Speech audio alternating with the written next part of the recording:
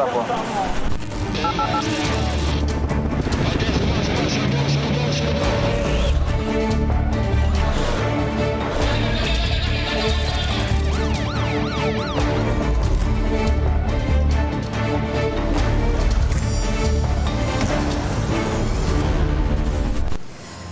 Assalamualaikum dan salam sejahtera. Anda sedang menonton 999 edisi 31 Mei 2022.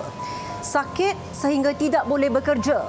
Itulah antara alasan yang diberikan oleh segelintir pengemis apabila ditahan oleh Jabatan Kebajikan Masyarakat. Siasatan lanjut, pihak berkuasa turut mendapati majoriti daripada mereka yang meminta sedekah di kawasan kaki lima premis di sekitar Kota Baru Kelantan sebenarnya telah menerima bantuan keuangan. Ikuti perinciannya dalam 999.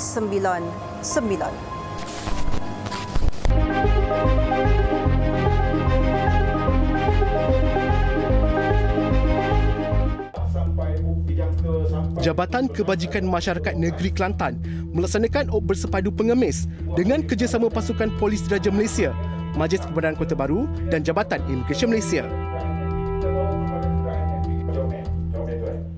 Kita tumpukan lokasi kita di Pasar Malam ataupun Taman Bendahara Papalan Jepun.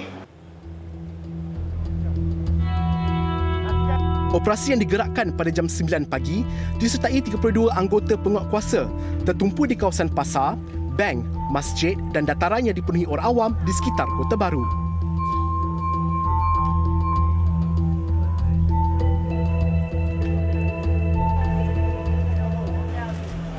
Duduk mana tu? Ya? Duduk mana? Di studio Kuala Mati. Tak apa. 10 pengemis yang meminta sedekah di lokasi ini didapati berusia antara 40 hingga 71 tahun dan majoritinya memberikan alasan hendak mencari duit lebih serta sakit sehingga tidak boleh bekerja.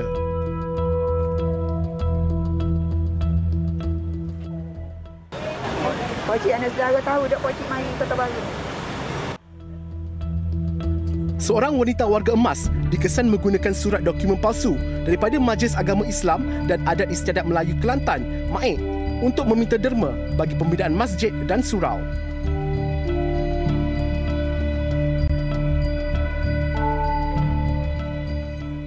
Masjid IC. IC masjid ada? IC. Masjid IC. Begitupun, dia mendakwa tidak mengetahui mengenai status dokumen tersebut. Sebaliknya, hanya akur menerima tugas untuk mengutip derma di lokasi yang ditetapkan. Siasatan mendapati dia dibayar RM30 hingga RM60 sehari bergantung kepada hasil kutipan derma yang diperolehinya. Berikutan itu, mereka dibawa ke pejabat Jabatan Kebajikan Masyarakat Negeri Kelantan untuk tindakan lanjut.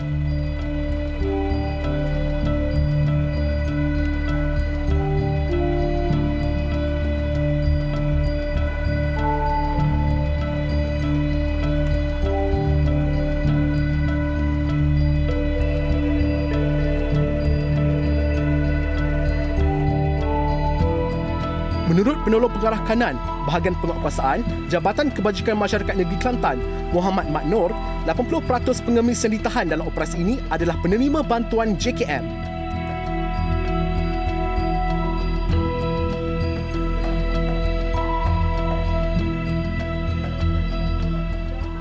Kita dapati bahawa ada pengemis yang mempunyai dalam akaunnya RM20,000. So kita kena berhati-hati. Di samping kita rasa kasihan belas sempati, tapi kita nak tengok-tengok juga adakah dia perlu kita beri bantuan dan sebagainya. Kepada orang-orang ramai atau masyarakat luar sana, sekiranya ingin menderma, berhati-hati. Kadang-kadang kita tertipu dengan lakonan yang diberikan oleh peminta-peminta sedekah ini. Dan kita hari ini juga kita telah melancarkan kempen bijak membantu elak tertipu, di mana kita timbulkan kesedaran pada orang ramai supaya kita beri bantuan yang sewajarnya kepada pengemis-pengemis ataupun peminta-peminta sedekah. Kes disiasat di bawah Akta Orang-Orang Papa 1977.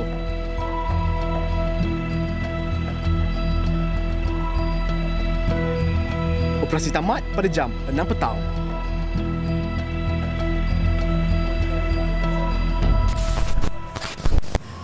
Hajat seorang lelaki membungkus makanan untuk keluarganya tidak kesampaian selepas ditembak sebanyak 8 das sehingga maut di kawasan parkir kenderaan. Ikuti perinciannya dalam rangkuman Kejadian Jenayah Seminggu 999. Menurut kenyataan polis, hasil siasatan lanjut mendapati tembakan yang dilepaskan dari jarak 1 meter itu mengakibatkan mangsa cedera parah di bahagian muka dan badan sebelum meninggal dunia di lokasi kejadian. Mangsa yang berumur 36 tahun dipercayai singgah di kedai makan untuk membungkus makanan bersama isteri, rakan dan seorang anak angkat. Ketika hendak memasuki kenderaan, mangsa dihampiri 4 lelaki yang menaiki motosikal dan memakai topi keledar sebelum melepaskan beberapa das tembakan terhadap mangsa. Siasatan polis di tempat kejadian turut menjumpai 8 kelongsong peluru yang digunakan suspek. Menurut rekod, mangsa dikehendaki polis di bawah Akta Kesalahan Keselamatan Langkah-Langkah Khas 2012 SOSMA. Mangsa juga dipercayai terlibat dengan kumpulan kongsi gelap dan pengedaran dadah. Kes disiasat mengikut Seksyen 302 Kanun Keseksaan. Seorang penjawat awam dihukum penjara 10 tahun dan 6 sebatan selepas mengaku bersalah atas 2 pertuduhan melakukan amang seksual fizikal terhadap seorang remaja perempuan tahun lalu. Tertuduh yang berusia 46 tahun membuat pengakuan tersebut di hadapan Hakim Mahkamah Session Tawau. Menurut rekod pertuduhan, dia melakukan perbuatan itu pada jam 3.30 pagi 12 Januari 2021 di dalam tandas di sebuah kawasan perumahan Jalan Air Panas, Taman Ihsan, Tawau. Hakim memutuskan hukuman penjara berjalan serentak manakala hukuman sebat dijalankan secara berasingan. Mahkamah turut menerima rayuan penangguhan hukuman terhadap tertuduh. Seorang pengarah syarikat jual beli sarung tangan mengaku tidak bersalah di Mahkamah Session Shah Alam atas 14 pertuduhan pengubahan wang haram lebih RM1 juta pada tahun 2020. Tertuduh yang berusia 32 tahun membuat pengakuan tersebut di hadapan Hakim Helena Sulaiman. Mengikut pertuduhan, dia didakwa memindahkan RM1.13 juta dari akaun bank syarikatnya menerusi 14 transaksi hasil daripada aktiviti haram. Transaksi tersebut melibatkan 9 akaun syarikat lain dan 1 akaun persendirian termasuk 2 miliknya. Kesalahan didakwa dilakukan di cawangan sebuah bank tempatan di Sungai Besi antara 9 September hingga 17 Oktober 2020. Sebutan semula kes dijadualkan 13 Jun depan. Di Melaka, seorang posmen didakwa di Mahkamah Magistrate Air Keroh atas 3 pertuduhan mencuri dan menjual bungkusan berisi barang kemas bernilai hampir RM7,000. Tertuduh yang berusia 42 tahun bagaimanapun mengaku tidak bersalah selepas pertuduhan dibacakan di hadapan magistrate. Mengikut pertuduhan pertama, tertuduh didakwa mencuri seutas rantai leher dan 1 loket emas antara jam 8 hingga 10 pagi 10 Mac lalu. Tertuduh juga berdepan 2 lagi pertuduhan kerana melupuskan harta curi berkenaan dengan cara menjualnya di sebuah premis pajak gadai di Jalan Muishi Abdullah, Melaka. Mahkamah membenarkan tertuduh diikat jamin RM7,000 bagi semua pertuduhan. Sebutan semula kes dijadualkan 7 Julai depan. Agensi Penguatkuasaan Maritim Malaysia menggagalkan cubaan menyeludup 26 kg dadah dianggarkan bernilai RM1 juta ke negara jiran.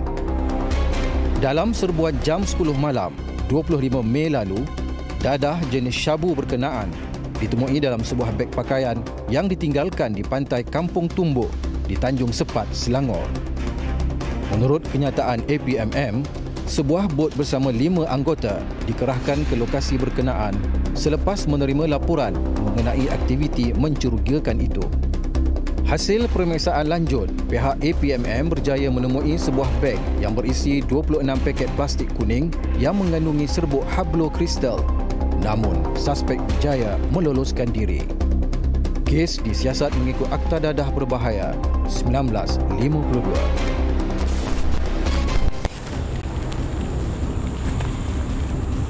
Polis diam, polis. Polis, diam. Bangun, bangun, bangun. Walaupun pernah digempur dan diserbu sebelum ini, kawasan ladang kelapa sawit di Kajang masih aktif dijadikan sebagai markas lalok. Malah, ada juga di antara penagih yang menggunakan alasan kononnya mengalami gangguan emosi sekiranya tidak mendapatkan bekalan dadah. Ikuti perinciannya bersama wartawan Afifah Aminuddin.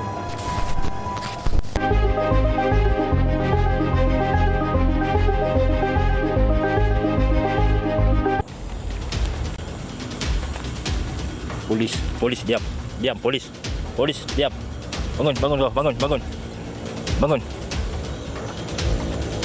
Jalan belakang. Hasil risikan dan intipan selama beberapa jam sebelum tangkapan, Ops Sarang terus dimantapkan oleh pasukan Jabatan Siasatan Jenayah Narkotik Ibu Pejabat Polis Daerah Kajang demi membantera spot si kaki lalok. Kalau katakan ada motosikal yang ditinggalkan, minta bawa balik dan serahkan kepada waris secepat mungkin. Tepat jam 11 pagi, kami bergerak ke lokasi sasaran di kawasan perindustrian Kajang Jaya dengan kekuatan seramai seorang pegawai dan 10 anggota. Setibanya kami di lokasi, kehadiran individu yang disyaki penagih dadah mula dikesan memasuki kawasan terbabit menerusi pintu belakang bagi mengaburi mata pihak berkuasa.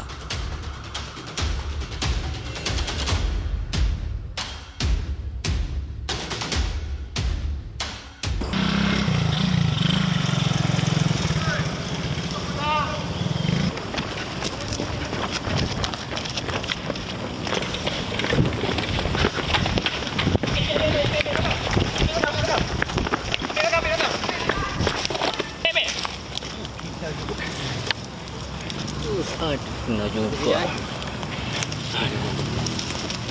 Kam. Tengah jap. Tak ada lagi Kenapa nak cepat sangat? Aku tengah deal lagi.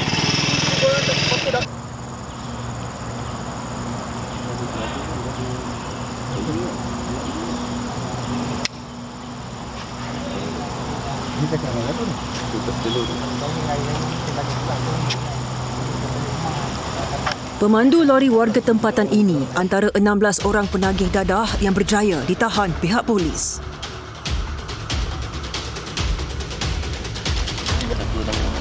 Saya.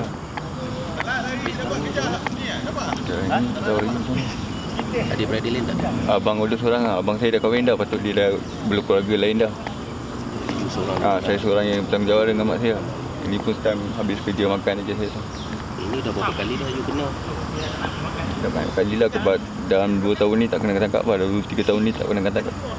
You jaga dia lah. Lepas ni kalau you dah jadi macam ni, siapa nak jaga dia? Saya jadi macam overtension, macam tak isap kalau dia jadi cepat marah. Okay.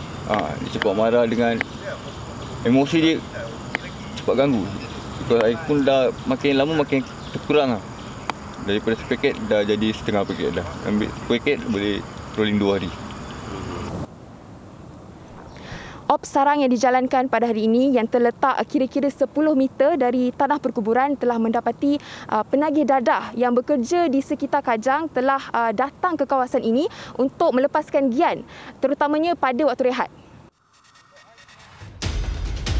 Selain itu, ada juga segelintir penagih yang makan dan minum serta bermalam di tengah ladang kelapa sawit ini bagi mendapatkan bekalan dadah.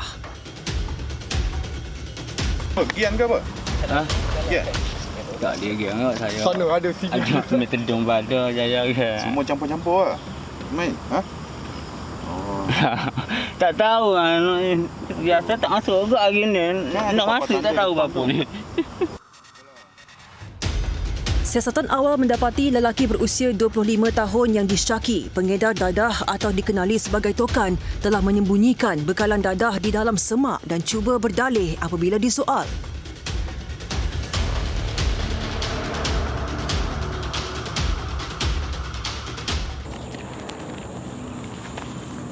Polis, diam. Diam, polis. Polis, diam. Bangun. Jalan belakang. Datang daripada mana? Dek Seremban. Seremban? Selalu datang sini? Tak. Datang sini untuk apa? Saja je saja nak hisap. Tiba-tiba ada ni. Saya jumpa orang. Saya ingat nak hisap. Beli barang dengan siapa tadi? Dengan orang dan lain. Dari India. Yang mana? Tunjuk yang mana? India tak di sini. Dia lari. Dia lari. Tadi ada orang cakap abang tu kan? Bukan saya tokan. Bukan. Saya ambil ke orang dia. Betul saya jumpa Izzat ni. Dia minta tolong. Saya tolonglah dia. Berapa kali? Sekali datang berapa kali? Oh, saya ini masuk. Oh, ini first time masuk? Kenal tempat ni daripada siapa? Daripada orang lah. Siapa penagih tak? Penagih lah. Menurut Ketua Polis Daerah Kajang, ACP Muhammad Zaid Hassan, fokus utama Ops Sarang Siri 4 yang dijalankan baru-baru ini adalah sarang penagihan dadah yang aktif di sekitar kawasan Semenyih, Kajang. Berdasarkan rekod yang kami ada daripada Januari tahun ini sehingga April 2022 ni, pihak narkotik Kajang ni telah berjaya menangkap 230 orang dalam pelbagai kesalahan ni bawah Ops Sarang yang telah kita jalankan daripada 1, 2, 3 yang kali ini yang keempat. Buat masa sekarang ni kami lebih menumpukan kepada pesalah yang berulang, terutama sekali di bawah Seksyen 15(1)C atau dadah bahaya, iaitu memasukkan dadah ke dalam badan tu. Salah berulang ni kami boleh ambil tindakan di bawah Seksyen 39C. Hukuman kalau ikut undang-undang ni adalah tidak kurang daripada 5 tahun penjara dan maksima 3 kali sebatan. So hukumannya lebih berat sikit terhadap dia orang supaya dia orang tak mengulangi lagi kesalahan yang sama. Tak payah larilah. Hasil siasatan 2 daripada 16 orang suspek disiasat mengikut Seksyen 39A-2 Akta Dadah Berbahaya 1952, manakala 8 serta 3 orang suspek dikehendaki bagi kes di bawah Seksyen 15-1-A kerana memasukkan dadah di dalam badan. Selain itu, 3 orang suspek disiasat mengikut Seksyen 379A Kanun Keseksaan kerana mencuri kenderaan. Laporan Afifah Haminuddin 999.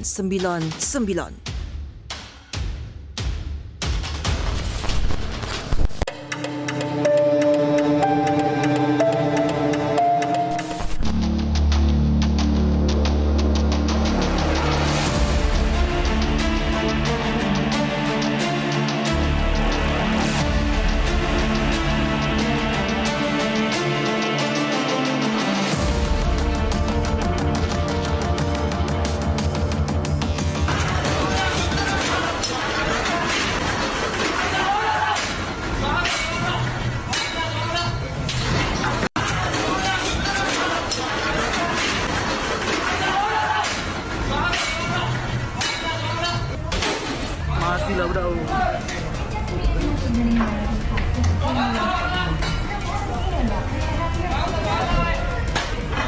Boleh tu.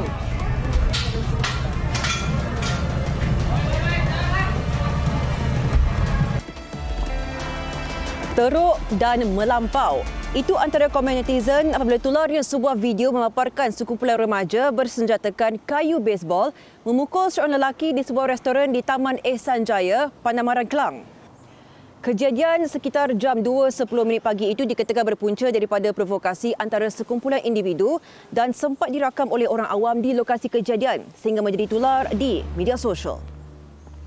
Kalau boleh, kita sama-samalah. Kalau boleh, berfikir secara matang. Jangan mengambil tindakan yang di luar jangkaan. Ini sangat tak baik lah. Sangat tidak baik sebab boleh mencederakan dan mungkin boleh membawa kepada kematian sebab melibatkan orang lain kan. Contoh orang awam, orang tua, orang warga emas kan yang terlibat dekat situ. Jadi masih baik tak ada yang kena. Budak-budak ni suka ikut kan. Dia suka ikut seorang buat dan semua follow. Keganasan semua follow je. Seorang je selalunya, seorang dua je selalu. Yang kepala dia kan. Tapi ni semua rage kan, marah. Tak tahu apa sebab dia. Nak monitor pergerakan anak-anak tu mungkin setengah orang okey, setengah orang susah. Kalau nak tahan dia nak keluar pun susah juga kan. Sabar. Kalau marah tu sabar sikit. Jangan nak ikutkan hati itu sangat. Seramai 8 orang suspek berusia di antara 14 hingga 21 tahun telah pun ditahan pihak polis dan 2 daripada mereka mempunyai rekod jenayah lampau membabitkan penyalahgunaan dadah. Kru 999 bertemu Ketua Polis Daerah Kelang Selatan Assistant Commissioner Cha Hong Fong bagi mendapatkan perincian kes ini. Kita bersiasat, siasat kes ni berdasarkan maklumat pertama. Bila pegawai pegawai bahagian persiasatan jenayah kita mendapat maklumat ni, saya telah arahkan mereka untuk membuka kertas siasatan berdasarkan maklumat pertama. Dan kemudian ibu mangsa baru buat report lah. Mangsa dalam keadaan stabil, tapi masih dalam tahan di ward lah. Tapi kalau ikut agak parah juga, ada isu tentang pendarahan dalam lah. Masih perlukan pemerhatian di hospital. Saya menasihatkan orang ramai, orang awam untuk tampil menyalurkan maklumat lah kepada pihak polis ataupun membuat laporan polis sekiranya mempunyai maklumat ataupun video-video yang mereka dapat tentang sesuatu jenayah. Sebab kalau kita hanya sekadar viralnya, kesan dia akan ada pihak yang mempunyai agenda tertentu, dia akan memanipulasikan isu tu dengan menuliskan benda-benda yang tak betul dan dipaparkan di sosial media. Dan ini akan menimbulkan isu lain seperti kegusaran kepada masyarakat, dan juga benda ini akan menyukarkan kita, especially pihak berkuasa lah, pihak polis ataupun pihak penyiasat untuk menjalankan siasatan dengan lebih terus.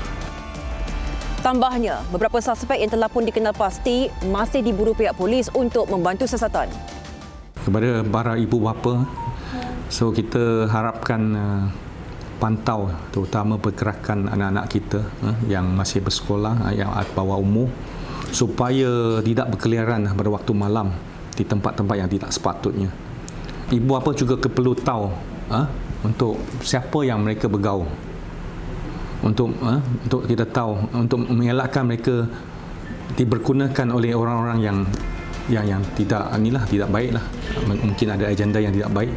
Sebab budak-budak sekolah ni mereka senang dipengaruhi oleh sesuatu isu, senang kita untuk disalahgunakan oleh pihak tertentu.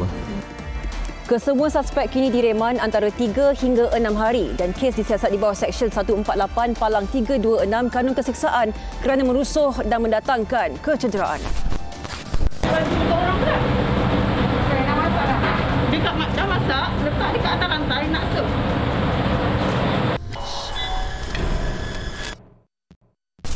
Indah kabar dari rupa. Itulah gambaran yang dapat dilihat di beberapa buah premis makanan yang kotor dan jijik gara-gara sikap lepas tangan pemilik restoran sehingga menyebabkan kehadiran haiwan perosak seperti lipas, lalat dan juga tikus.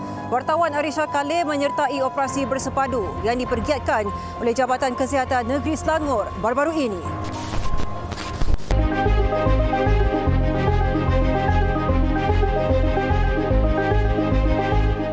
Sikap tidak bertanggungjawab seorang pengusaha di sebuah restoran sekitar Pekan Dengkil berjaya dikesan pihak berkuasa menerusi serbuan operasi bersepadu premis kotor baru-baru ini. Operasi itu digerakkan Jabatan Kesihatan Negeri Selangor dengan kekuatan seramai 122 orang anggota terdiri daripada pakar kesihatan awam dan pegawai kesihatan persekitaran. Setibanya di lokasi, antara penemuan mengejutkan di sebuah bilik stor tempat penyimpanan bahan kering restoran terdapat laluan tikus serta bekas najis yang dipercayai tidak pernah dibersihkan sebelum ini. Silakan, tikus. Ini najis dia yang dah jatuh. Najis tikus ada? Okey, boleh tahu. Dan ni laluan dia. Nampak hitam-hitam tu. Laluan dia, situ ni berjadi. Tapi ini memang obvious lah sebab nampak laluan dia turun ke sini. Di bahagian dapur, kelihatan seorang daripada pekerja restoran itu sedang membersihkan kawasan terbabit seolah-olah cuba mengaburi mata pihak berkuasa. Sementara itu, keadaan longkang di bahagian belakang restoran pula dipenuhi dengan kehadiran lalat, ekoran sisa makanan dan minyak yang tidak dibuang dengan betul. Di bahagian belakang restoran ini terletaknya tempat penapisan minyak atau grease trap. Dan jika kita lihat di sini, di longkang ini penuh dengan sisa-sisa makanan dan minyak. Dan ini telah menyebabkan pengurungan lalat yang terlampau banyak dan sekaligus menyebabkan keracunan makanan.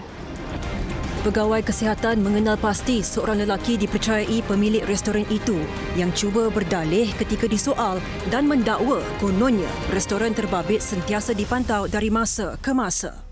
Encik yang kotor. Encik aware tak? Kotor ni dekat macam juga. Macam mana tu? Dekat luar ada kotor sikit. Dekat luar. Tapi saya ada bawa dalam tu. Tadi kita cek tempat simpan beras semua ada tikus. Encik tahu tak? Encik ada buat cek tak? Saya ada buat cek, biasa ada buat cek. Biasa ada buat cek. Berapa kali encik buat cek? Saya bagi malam buka kedai kan. Bagi cek malam tutup cek juga bersih. Tambah lelaki itu, kehadiran haiwan perosak di restorannya dianggap perkara biasa dan tidak mengundang sebarang bahaya kepada pelanggan.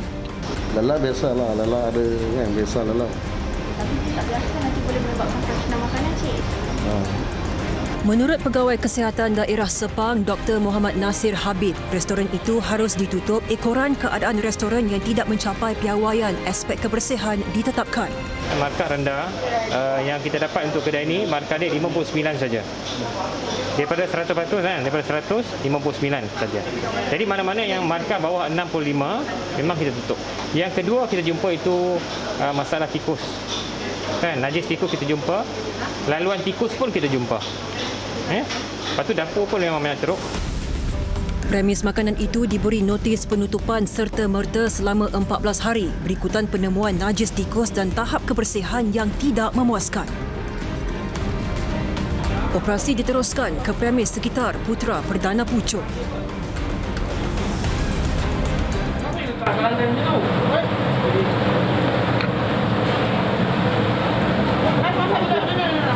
Ini apa?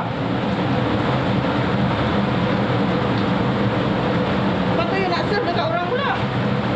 Dia nak bantu dekat orang pula. Saya nak masak dah. Dah masak, letak dekat atas rantai nak serve.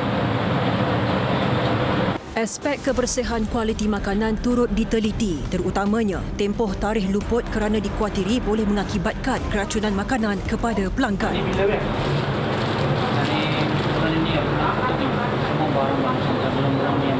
Dia ada rekod barang masuk? Saya rekod lah. So ini tak ada expire. Bukan rekod lah. Bila masuk, bila keluar macam mana tahu. Saya cari rekod. Itu barang banyak. Barang pakai. Sementara itu, seorang lelaki warga asing berusia 24 tahun yang dipercayai pengurus premis terbabit mendakwa restoran itu baru dibersihkan menggunakan khidmat pest control. Paper, semua ramuan-ramuan you. Tadi dekat packing pun ada anak lipas. Ni pupuk lah, pupuk. Mana you pest control ni tak bersihkan. Kalau you cakap semalam buat pest control, so macam mana you bagi tahu pest control you sebenarnya ni? Lebih mengejutkan, penemuan lilati atau lipas lalat dan tikus turut dijumpai di bilik penyimpanan bahan kering restoran itu. Tengok buka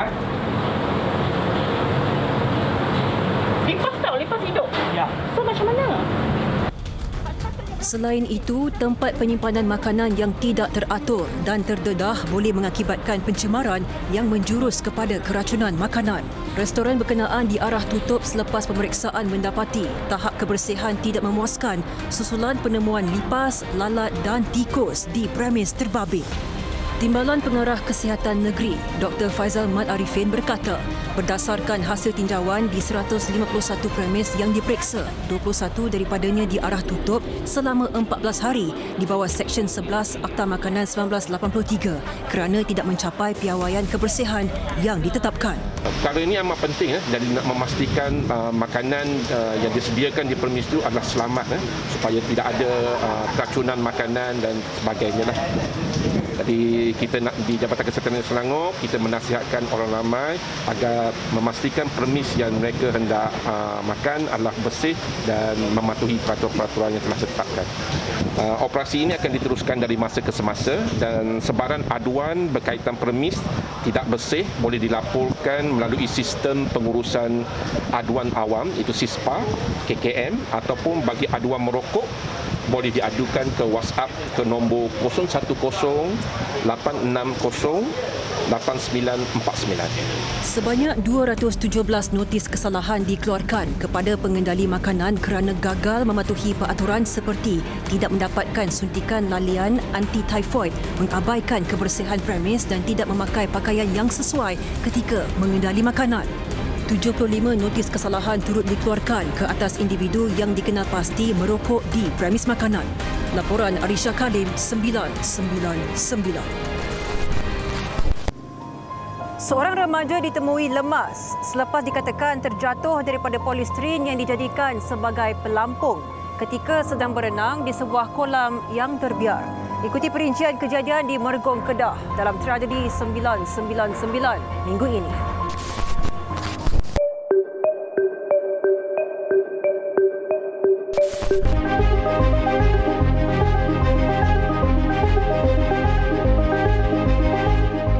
Kira-kira jam 6 petang, mangsa Muhammad Hadwan Iman Abdul Hadi, 17 tahun, dikatakan berkunjung ke kolam terbabit bersama 5 rakannya. Menurut rakan baik mangsa, Muhammad Yazid Muhammad Marwan, 15 tahun, mangsa yang tidak mahir berenang menjadikan tong polistrin yang ditemui di tebing kolam sebagai pelampung lalu menaikinya sehingga ke kawasan tengah kolam. Namun, mangsa panik dan gagal mengimbangi badannya apabila menyedari tong polistrin telah bocor dan menyebabkan dia terjatuh ke dalam air. Ni macam satu bot polistrin tu, air yang Sean dia main tangan ni tu, air tak edible pun. Main tangan sikit tu air jadi macam bocor. Air masuk dalam tu, tu jadi tenggelam. Tenggelam tu yang dia meninggal lemas. Jelas Muhammad Yazid ketika itu, dia bersama rakan lain melihat mangsa terkapai-kapai sambil menjerit meminta tolong. Mereka kemudian cuba menyelamatkan mangsa namun gagal apabila menyedari lokasi mangsa terjatuh itu terlalu dalam dan terpaksa berpatah balik. Ibu saudara mangsa Noraini Nordin, 44 tahun, merasa terkejut kerana sebelum kejadian dia sempat bertemu mangsa di sebuah kedai runcit berdekatan. Namun, mangsa tidak memberitahu ke mana hendak pergi dan Noraini hanya berpesan supaya pulang awal. Saya masa tu jumpa dia pukul 4 lebih tu. Lepas main tak pun dekat nak maghrib dah. Dia jatuh, kawan dia kata dah 5 lebih tu. Mungkin lepas takut berhadap. Memang tunggu tadi tak jumpa ni. Menurut Ketua Zon 1, Jabatan Bomba dan Penyelamat Malaysia Kedah, Penguasa Kanan Bomba 1, Wan Muhammad Hamizi, Wan Muhammad Zain, pihaknya ke lokasi bersama anggota dari Balai Bomba dan Penyelamat Alostar. Selepas pencarian selama 4 jam, akhirnya mayat mangsa ditemukan dalam keadaan tertiarap di dasar kolam pada kedalaman 1.5 meter. Berjaya mendapatkan mangsa lebih kurang dalam 10.49 tadi. Lebih kurang 4 jam operasi kita dimulakan dan mangsa telah berjaya ditemuilah dengan kaedah kita pakai kaedah cerebral ataupun kaedah yang kita menggunakan bot untuk mendapatkan tekanan bagi bau mangsa naik ke permukaan lah.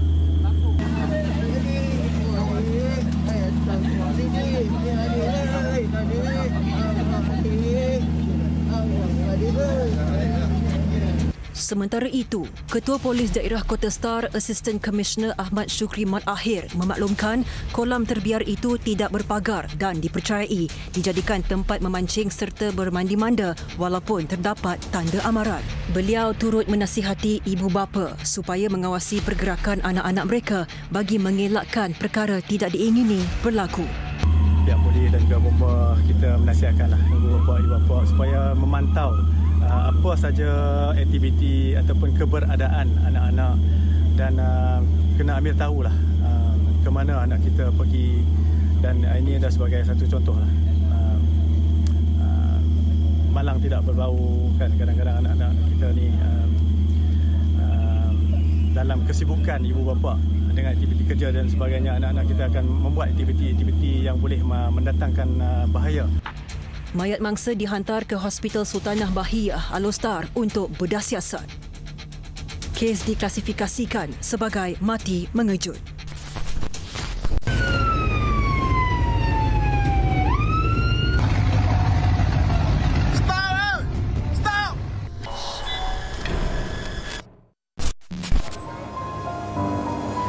Agensi Penguatkuasaan Maritim Malaysia terus komited melindungi perairan negara daripada diancam penceroboh.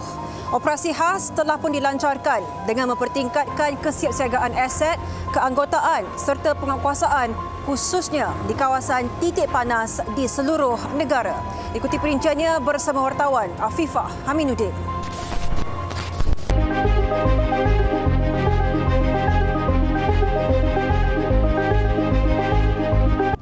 Agensi Penguatkuasaan Maritim Malaysia APMM memperkukuhkan pemantauan di segenap penjuru perairan tanah air bagi berpantras aktiviti jenayah rentas sempadan terutamanya apabila sempadan negara dibuka semula pada 1 April lalu.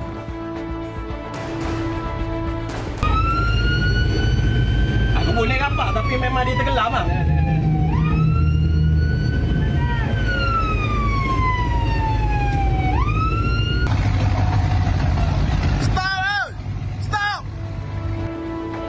Operasi khas Pagar Laut Siri 1 Palang 2022 yang dilaksanakan sempena musim perayaan sejak 19 April lalu oleh pasukan APMM bagi mengukuhkan kawalan keselamatan dengan meningkatkan kesiapsiagaan aset laut dan udara. Dia bajam tak apa, kita takut ada dadah.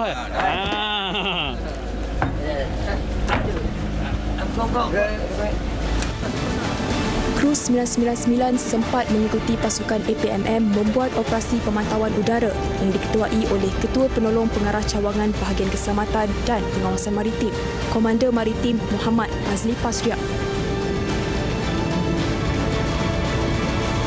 Yang ini ialah radar sama ada kapal ataupun aircraft on track.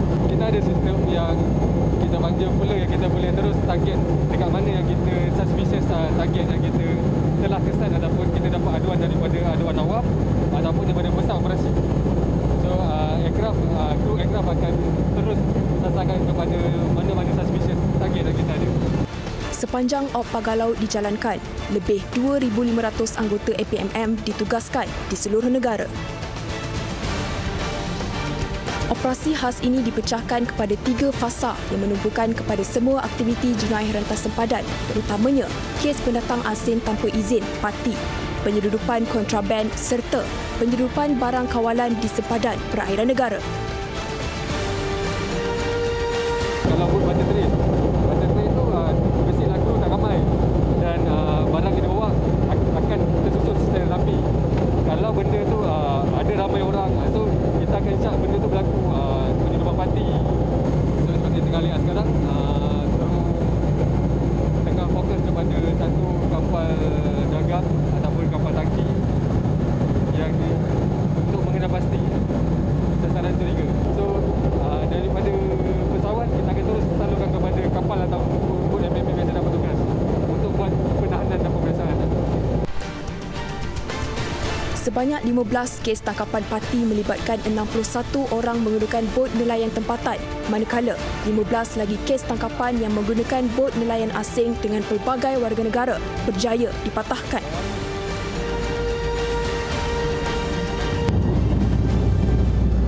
Kini kami berada di kedudukan pesawat yang menghala ke arah barat dari Pulau Pangkor dengan jarak 50 batu nautika, ketinggian lebih kurang 5,000 kaki ke bawah, dan kami akan menghala ke Pulau Pinang untuk operasi pemantauan APMM di sekitar perairan Malaysia. Operasi pemantauan udara kali ini menggunakan pesawat bombardier CL-415MP dikendalikan oleh Lieutenant Komander Maritim Mazli Hashim, Ketua Juruterbang Skuadron Amphibious. Hari ini kita selamat mendarat balik ke Subang. Tadi actually kita buat military surveillance ataupun pengawasan dari udara lah. Jam 18 minit. Jam 18 minit. Dia banyak keseluruhan penerbangan kita tadi lah. Pengalaman tu memang ada. Contohnya di Pulau Perak, kita dapati ada speedboat dan di dalam speedboat tersebut lebih kurang ataupun kita dapati macam air ketum lah. Keunikan dan kebanggaan APMM sebenarnya kapal ni boleh mendarat di laut dan boleh melakukan operasi memadam kebakaran dari udara, dan kita dapat melakukan scooping. Seterusnya kita melakukan waterbombing.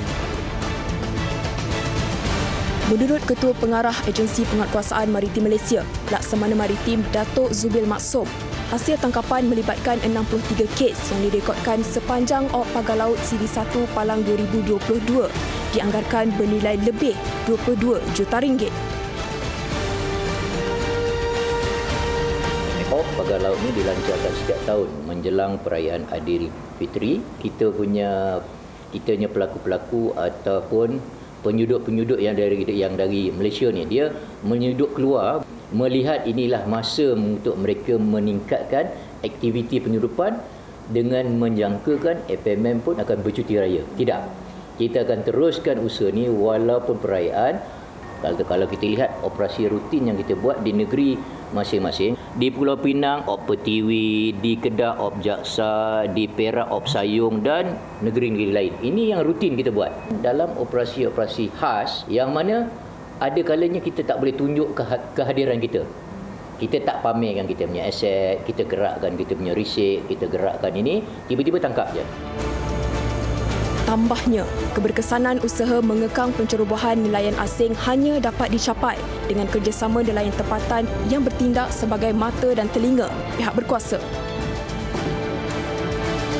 Galakkan komuniti-komuniti nelayan ke, maritim ke, kalau ada lihat jenayah di laut, dalam keadaan segera. Ada line je terus call. Kita ada 45 buah aset, satu Malaysia, berada di laut 24/7. Kita bersedia. Meskipun bukan lagi musim perayaan, APMM yang turut mendapat bantuan dari Angkatan Tentera Malaysia dan Polis Diraja Malaysia tidak akan kendur dalam menghalang penjenayah daripada terus memelosi perairan negara. Laporan Afifah Aminuddin, 999. Terima kasih kerana bersama kami sehingga ke penghujung rancangan. Saya Sofia Nur Solihatun mewakili tim Perbetan 999 mengucapkan Assalamualaikum dan selamat malam. Ingat, jenayah membawa padah.